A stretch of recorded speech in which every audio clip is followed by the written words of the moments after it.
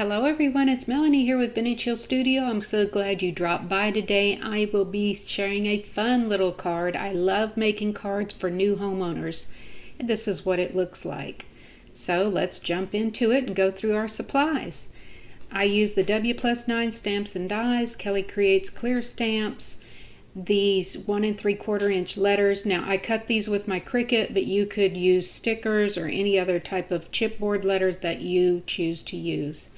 I also use the Spellbinders tab set 1 and these 2 embossing folders.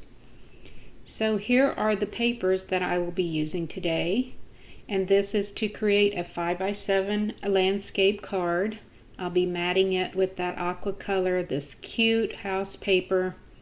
I'll have all these supplies on my card blog at vintagehillstudio.com if you want to hop over there and check out the dimensions and more details on the supplies. So I'm taking these antique keys and I'm going to run that through my embossing machine. I think that makes a cute little layer. And then I'll bring over my little 1 3/4 inch letters. Now, since I'm working on cardstock, I am going to do something special with those letters in just a minute.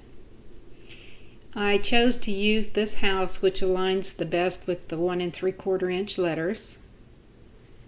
And I will bring over my Mini Misty and get this stamped down on some black cardstock.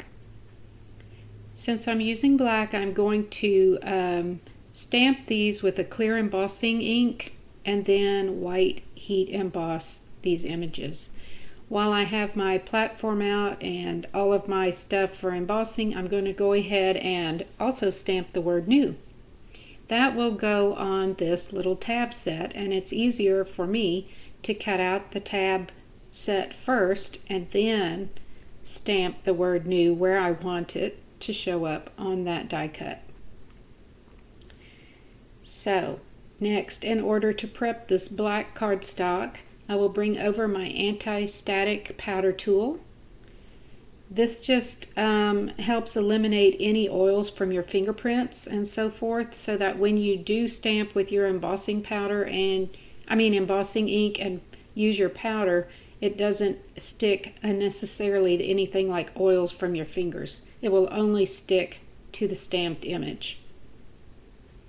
So I'll give that a couple of stamps here to get clear impressions with my clear embossing ink. And it looks like I'm about ready to add my embossing powder. Now to do that, I like to bring over a coffee filter. I pour my embossing powder over my wet embossing ink, and you can see this is going to stick directly to my image. And look at that little house. It's so detailed with the shingles and door details and everything. It's so cute.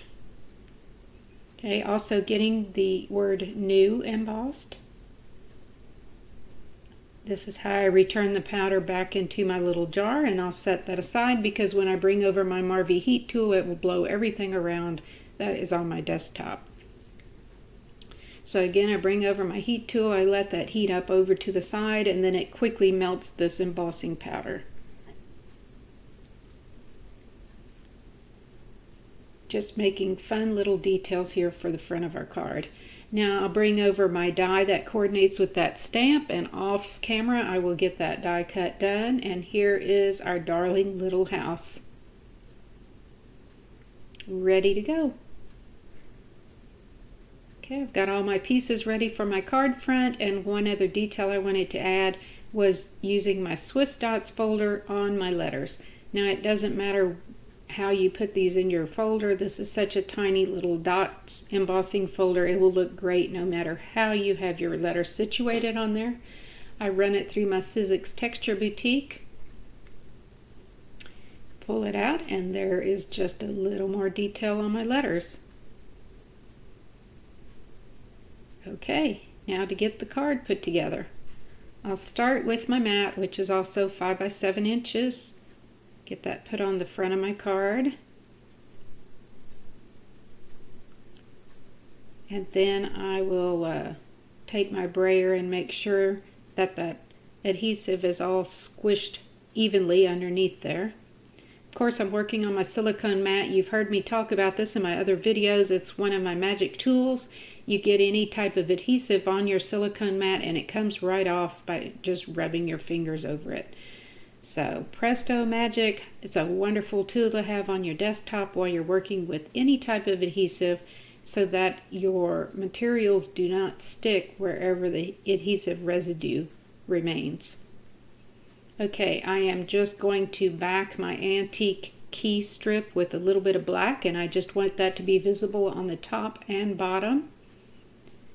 Using my T-ruler to make sure I have that aligned straight.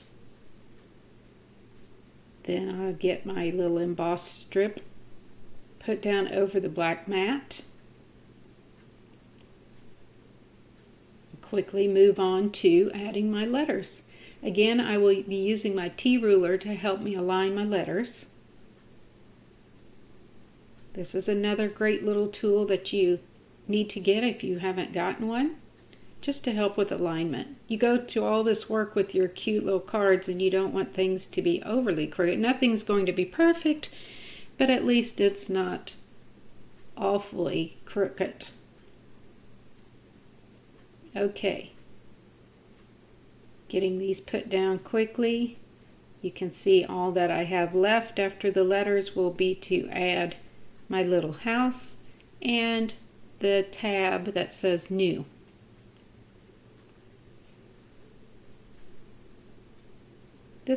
I had to really press this down. Of course, when you're adhering over an embossed image, you need to make sure you have good adhesion.